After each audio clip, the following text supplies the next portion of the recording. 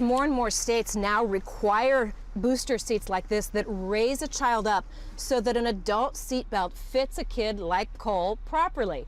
But there are no federal standards for how these should be designed, so there are big differences among them.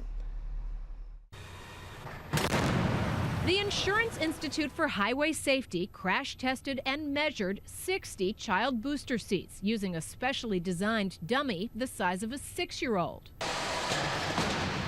On the left, a good fit. The shoulder belt runs squarely over the middle of the child's shoulder, and the lap belt sits flat across the thighs. On the right, a bad fit, with the shoulder belt sliding off the corner of the child's shoulder, and the lap belt too high on the soft stomach.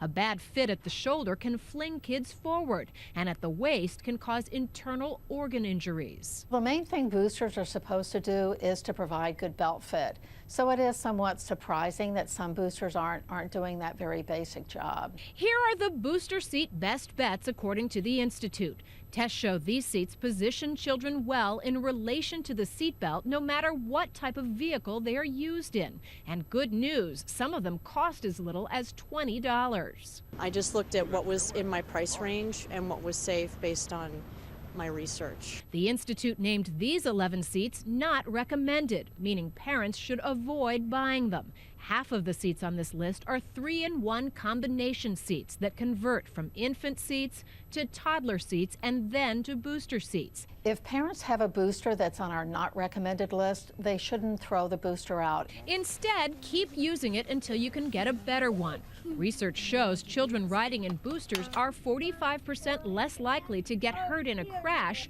than children using seat belts alone. In other words, any seat is better than none at all.